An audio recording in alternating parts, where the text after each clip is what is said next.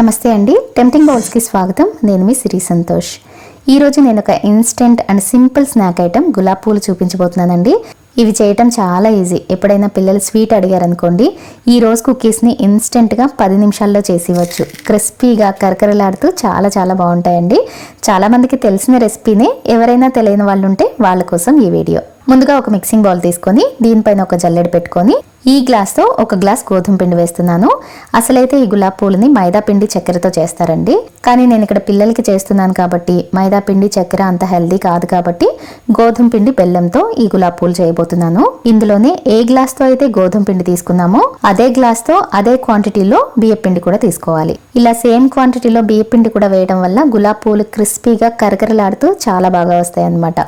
అదే బియ్యపిండి వేయలేదనుకోండి, గులాబ్ పూలు చేసిన వెంటనే క్రిస్పీగా బాగున్నా కూడా టైం గడిచిన కొద్దీ అవి మెత్తబడిపోతూ ఉంటాయి అన్నమాట. అలా కాకుండా ఇలా బియ్యపిండి కూడా వేశారనుకోండి, రోజులు గడిచినా కూడా పువ్వు అనేది క్రిస్పీగా కరకరలాడుతూనే ఉంటుంది. ఈ మొత్తాన్ని చక్కగా జల్లించేసుకోవాలి. ఈ గులాబ్ పూలకి పిండి అనేది చాలా సాఫ్ట్గా ఉండాలండి, సో ఇలా కంపల్సరీ జల్లించుకోవాలి. ఇందులోనే 1 టీ స్పూన్ సాల్ట్ కూడా వేస్తున్నాను. ఏ స్వీట్ లో అయినా ఇలా కొంచెం సాల్ట్ వేస్తేనే దాని రుచి తెలుస్తుంది అనమాట. సాల్ట్ వేసిన తర్వాత మొత్తం అంతా కూడా ఇలా చక్కగా కలిపేసి పక్కన పెట్టేస్తున్నాను. ఒకవేళ మీకు గ్రామ్ కొలతలు కావాలనుకోండి, 1/2 కిలో గోధుమ పిండి తీసుకుంటే 1/2 కిలో బియ్య పిండి, 1/2 కిలో బెల్లం తీసుకోవాలన్నమాట. ఇప్పుడు పిండి కొలిచిన గ్లాస్తోనే బెల్లాన్ని కూడా కొలుచుకోవాలండి. ఈ గులాబ్ పూలు అనేవి మరీ ఎక్కువ స్వీట్ ఉన్నా బాగుండవండి, జస్ట్ మైల్డ్గా ఉంటేనే బాగుంటుంది. సో నేను ఇక్కడ 3/4 గ్లాస్ వరకు బెల్లం తీసుకున్నాను. స్వీట్ మరీ ఎక్కువ తినే వాళ్ళైతే 1 గ్లాస్ వరకు వేసేసుకోవచ్చు. కానీ చెప్పాను కదండి, ఈ గులాబ్ పూలు మరీ అంత స్వీట్ ఉన్నా కూడా అంత బాగుండవు అనమాట. సో 3/4 గ్లాస్ అయితే కరెక్ట్గా సరిపోతుంది. ఇప్పుడు స్టవ్ పైన ఒక గిన్నె పెట్టుకొని ఇందులో కొలిచి పెట్టుకున్న బెల్లం, 1 గ్లాస్ నీళ్లు పోస్తున్నాను. అలాగే 1 టీ స్పూన్ యాలక పొడి కూడా వేసి మీడియం ఫ్లేమ్ మీద జస్ట్ బెల్లాన్ని కరిగిస్తే చాలండి. పాకం ఏం రానవసరం లేదు. జస్ట్ బెల్లం అంతా కూడా ఇలా పూర్తిగా కరిగిపోతే చాలు. దించి దీన్ని పూర్తిగా చల్లారిపోనివ్వాలి. పూర్తిగా చల్లారిపోయిన తర్వాతనే పిండిలో వేసి కలపాలండి, వేడివేడిగా ఉన్నప్పుడు కలపొద్దు. ఇలా పూర్తిగా చల్లారిపోయిన తర్వాత ఒక స్ట్రైనర్లో వడకడుతూ వేసుకోవాలి. అంటే బెల్లంలో నలకలు ఏమైనా ఉంటాయి కదా, సో ఇలా వడకట్టేసుకోవాలన్నమాట.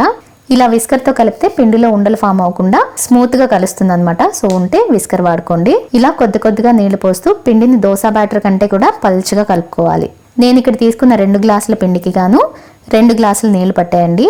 అంటే 1 గ్లాస్ నీళ్లు బెల్లంలో వేసాను కదా, ఇప్పుడు 1 గ్లాస్ నీళ్లు పట్టాయి అనమాట. సో మొత్తం కలిపి 2 గ్లాసుల నీళ్లు వాడాను. ఈ బ్యాటర్ లోనే కావాలంటే కొద్దిగా నువ్వులు కూడా వేసుకోవచ్చండి. అక్కడక్కడ నువ్వులు తగులుతూ గులాబ్ పూలు చాలా టేస్టీగా అనిపిస్తాయి. నేనైతే ఇక్కడ వేయలేదు, కానీ మీరు కావాలంటే వేసుకోండి.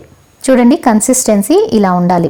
చూడండి, స్పూన్తో ఇలా పిండిని పైకి తీస్తే పిండి అనేది స్పూన్కి ఇలా పల్చగా కోట్ అవ్వాలన్నమాట. చూస్తున్నారు కదా, ఇలా ఈ కన్సిస్టెన్సీలో ఉండాలి. ఇప్పుడు ఇందులోంచి సగం పిండిని వేరే చిన్న గిన్నెలోకి తీసుకుంటున్నాను. గులాబ్ పూల్ని కొంచెం ఎక్కువ క్వాంటిటీలో చేసుకునేటప్పుడు ఇలా కొంచెం కొంచెం వేరే గిన్నెలోకి తీసుకుని చేసుకుంటూ ఉంటే మోల్డ్ ని పిండిలో ముంచి వేయడానికి వీలుగా ఉంటుంది. అలాగే పిండి కూడా వేస్ట్ అవ్వకుండా ఉంటుంది అనమాట. అదే తక్కువ క్వాంటిటీలో చేసుకునేటట్లయితే ఇలా సపరేట్ గా వేరే గిన్నెలో వేసుకోవాల్సిన అవసరం లేదు, డైరెక్ట్ గా ముంచేసి వేసేసుకోవచ్చు. గులాబ్ పూలు వేసేటప్పుడు ఆయిల్ అనేది మీడియం హీట్ లో ఉండాలండి. అలాగే ఫ్లేమ్ ని కూడా మీడియం టు లో ఫ్లేమ్ మీదే వీటిని వేయించుకోవాలన్నమాట. ఇప్పుడు గులాబ్ పూలు వేయడానికి ఇలాంటి మోల్డ్ కావాలండి. ఇది నేను ఆన్లైన్ లో అమెజాన్ నుంచి కొన్నాను. ఇలా నాన్ స్టిక్ మోల్డ్ యూస్ చేస్తే కొత్తగా వేసే వాళ్ళకి కూడా ఈజీగా ఉంటుందండి. దీని లింక్ కావాలంటే నేను డిస్క్రిప్షన్ బాక్స్ లో ఉంచుతాను, చూడండి. దీన్ని నేను ఆల్రెడీ ఒక 2-3 సార్లు యూస్ చేశానండి. దీన్ని ఇలా నూనెలో పెట్టేసి ఉంచేసేయాలన్నమాట. ఇది వచ్చేసి నా దగ్గర ఉన్న పాత మోల్డ్, అల్యూమినియంది.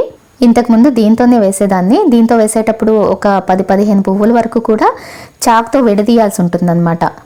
వాటంతట అవే ఊడవు. అదే ఈ నాన్ స్టిక్ మోల్డ్తో అయితే ఫస్ట్ పువ్వు నుంచి కూడా ఈజీగా డీమోల్డ్ అయిపోతాయి. అయితే మీరు ఏ మోల్డ్ వాడినా సరే 1 గంట ముందు నుంచి ఇలా ఆయిల్లో పెట్టేసి ఉంచేస్తే గులాబ్ పువ్వులు వేసే టైంకి ఇవి చక్కగా సెట్ అయిపోయి ఉంటాయి అన్నమాట. అదే మీరు కొత్తగా కొన్న మోల్డ్ అనుకోండి, ముందు రోజే ఆయిల్లో పెట్టేసి ఒక 24 గంటల వరకు అలా ఉంచేసేయాలి. కొత్త మోల్డ్ని అప్పటికప్పుడు యూస్ చేస్తే పువ్వులు అస్సలు విడవండి. సో కంపల్సరీ 24 గంటలు ఆయిల్లో పెట్టేసి ఉంచాలి. అప్పుడే మోల్డ్ నుంచి పువ్వు ఈజీగా విడిపోతుంది. ఈ మోల్డ్ని కూడా ఆయిల్తో పాటు బాగా హీట్ అవ్వనివ్వాలి. మోల్డ్ బాగా వేడెక్కిన తర్వాతనే ఇలా పిండిలో డిప్ చేయాలి. సగానికి పైన వరకే, అంటే 3/4 వరకే డిప్ చేయాలండి. మోల్డ్ ని పూర్తిగా ముంచేశారంటే పిండి మోల్డ్ పైన స్టిక్ అయిపోయి పువ్వు మోల్డ్ నుంచి విడటం కష్టం అవుతుంది.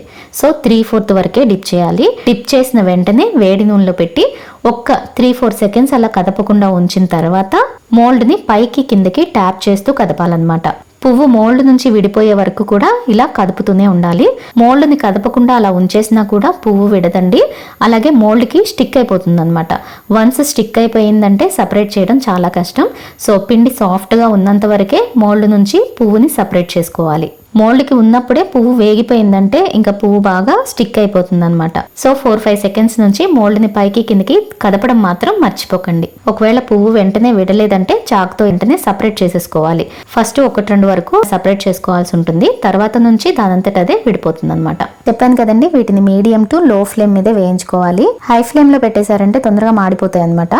సో మీడియం టు లో ఫ్లేమ్ మీదే వీటిని వేయించుకోవాలి. అలాగే మరీ గోల్డెన్ బ్రౌన్ కలర్ వచ్చేంత వరకు వేయించకూడదండి. లైట్ గోల్డెన్ కలర్ రాగానే వీటిని తీసేసేయాలి. బయటికి తీసిన తర్వాత ఇవి ఇంకొంచెం కలర్ చేంజ్ అవుతాయి అనమాట. ఆయిల్లోంచి తీసిన వెంటనే ప్లేట్లో వేసేయకుండా పళ్ళెంలో ఇలాంటి ఒక గ్రిల్ స్టాండ్ కానీ జల్లెడ కానీ పెట్టి దానిపైకి తీస్తే ఎక్స్ట్రా ఆయిల్ ఉంటే ప్లేట్లోకి వచ్చేస్తుంది అనమాట. తర్వాత వేరే ప్లేట్లోకి తీసుకోవచ్చు. వీటికి పిండి కలపడం చాలా ఈజీ అండి, కానీ వేసేటప్పుడే కరెక్ట్గా వేయాలన్నమాట. వీటిని ఓన్లీ బియ్య పిండితో కూడా చేసుకోవచ్చండి. అలాగే తమిళనాడు సైడ్ అయితే కొబ్బరి పాలేసి చేస్తారు, చాలా చాలా బాగుంటాయి. మరొకసారి చేసి చూపిస్తాను అవి. ఇలానే మిగిలిన పువ్వులన్నిటిని కూడా వేసుకొని పక్కకు తీసుకోవాలి. Super tasty crispy and crunchy gulab పూలు రెడీ. ఇక్కడ నేను తీసుకున్న 2 గ్లాసుల పిండికి గాను అరౌండ్ ఒక 50 గులాబ్ పూలు వరకు అయినాయండి. ఇవి పూర్తిగా చల్లారిపోయిన తర్వాత ఎయిర్ టైట్గా ఉండే డబ్బాలో పెట్టేసేయాలండి. అలా గాలికి వదిలేసారంటే క్రిస్పీనెస్ అంతా తగ్గిపోయి మెత్తబడిపోతాయి. సో ఎయిర్ టైట్ డబ్బాలో స్టోర్ చేసుకుంటే 1 రోజుల వరకు చక్కగా క్రిస్పీగానే ఉంటాయి. చూసారు కదా, క్రిస్పీగా కరకరలాడుతూ చాలా చాలా బాగుంటాయండి. ఇప్పుడు నేను వీడియోలో చెప్పిన టిప్స్ అన్ని ఫాలో అవుతూ చేస్తే గులాబ్ పూలు మీకు పర్ఫెక్ట్గా వస్తాయండి. సో నచ్చితే తప్పకుండా ట్రై చేయండి. ట్రై చేసిన తర్వాత మీకు ఎలా కుదిరాయో వీలైతే నాకు కామెంట్ చేసి చెప్పండి.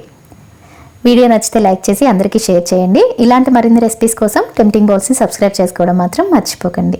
మరో మంచి రెసిపీతో మళ్ళీ కలుద్దాం.